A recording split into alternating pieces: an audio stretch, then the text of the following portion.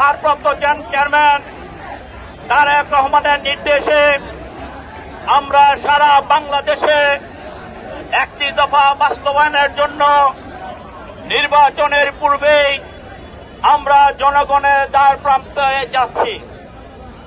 আমাদের মূল উদ্দেশ্য হল আগামী দিনে যে একটি নির্বাচন হবে সে নির্বাচন জনগণ বুঝে শুনে যাতে ভোট দেয়, ভোট কেন্দ্রে যায়। আমি সে ব্যাপারে পরে আসবো। আমি বলতে চাই আজকে জুলাই মাসের 4 তারিখ। এই জুলাই মাস যেমন আনন্দের মাস তেমনি শোকের মাস। জুলাই মাস বিজয়ের মাস, জুলাই মাস বিজয়ের মাস এবং শোকের মাস। বিজয়ের মাস হল আমরা গণতান্ত্রিকভাবে এই 5ই আগস্ট আমরা স্বাধীনতা লাভ করেছি।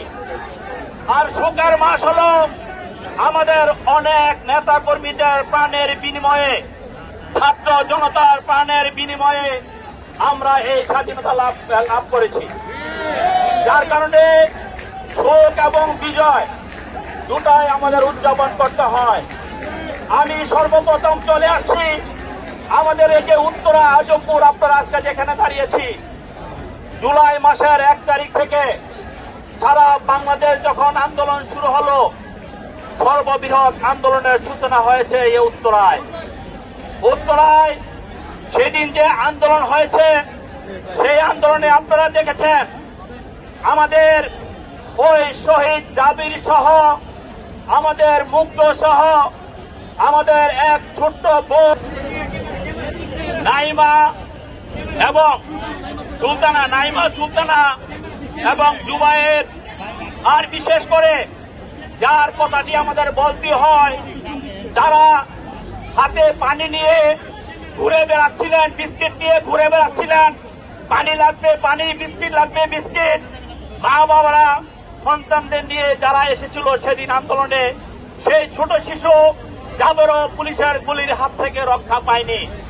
আমরা এখনো দেখছি সেই মুগ্ধ রক্তের দাগের সাথে মুগ্ধর হাতের পানি এবং খাবার সেখানে মিশে আছে। বন্ধুরা আমার, আমরা বলতে চাই উত্তরার শান্তিপ্রিয় জনতা তখনই অশান্ত হয় যখন কোন স্বৈরাচার, কোন অনিয়ম, কোন অন্যায়, কোন অবিচার মানুষের ঘাড়ে চেপে বসে, তখনই উত্তরার এই সাধারণ মানুষ প্রতিবাদী হয়। আজকে আমরা সেই প্রতিবাদী জনতাকে মনের গভীরের অন্তঃস্থল থেকে মনে করছি এবং শোক শব্দ পরিবারের সমবেদনা জ্ঞাপন করছি। এবং আমাদের এই উত্তরার এই স্পটে 92 জন নেতাকর্মী নিহত হয়েছে, শহীদ হয়েছে। আমরা প্রতিটি পরিবারের প্রতি সমবেদনা জ্ঞাপন করছি। আল্লাহ রাব্বুল আলামিনের কাছে দোয়া করছি আল্লাহ রাব্বুল আলামিন যাতে তাদেরকে জান্নাতের সর্বোচ্চ মর্যাদা দান করে।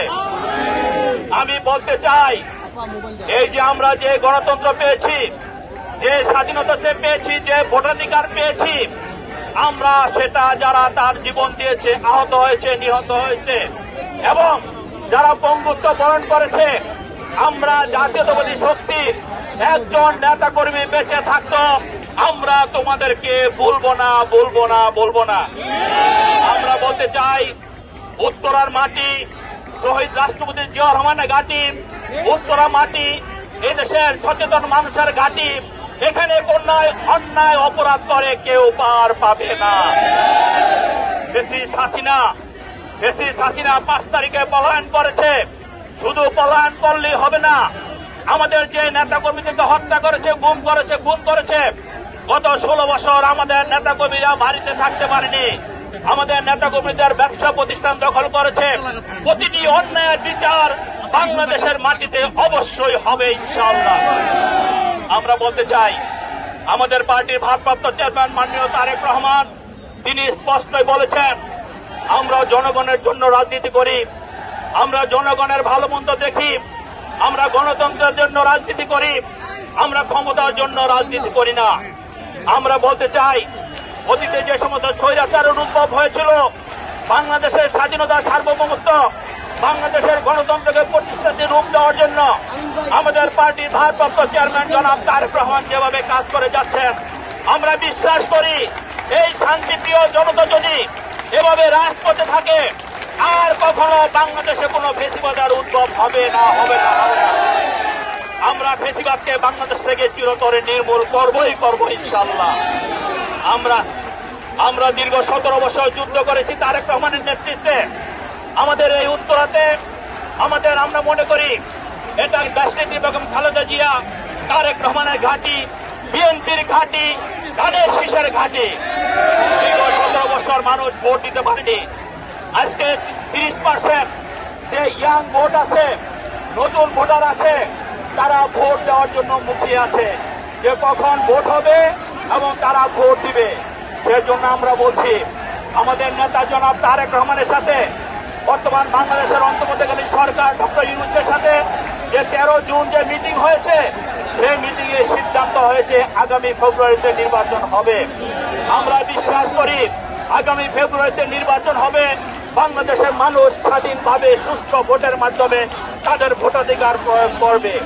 এবং যারা আজকে এই ভোট নিয়ে ছিনিমিনি খেলার চেষ্টা করছেন, যারা বলছেন আনুপাতিক হারে ভোটের কথা, তাদেরকে আমি বলে দিতে চাই বোকার স্বর্গে বসবাস করছেন। বাংলাদেশের মতো জায়গায় আনুপাতিক হারে ভোটের কোনো সুযোগ নাই। বেলজিয়ামের মতো একটি উন্নত দেশ, সেখানেও কিন্তু এই আনুপাতিক হারে ভোটের কারণে সেখানে নানাবিধ সমস্যার সম্মুখীন হচ্ছে। কোন জায়গায় ভাষার সমস্যা, কোন জায়গায় ধর্মীয় সমস্যা, কোন জায়গায় সংখ্যালঘু সমস্যা। এই সমস্ত সমস্যা নিয়ে তারা বেঁচে আছে। তারা কিন্তু সেই যেভাবে গণতান্ত্রিক উপায়ে যেভাবে কাজ করার কথা সেভাবে কাজ করতে পারছে না।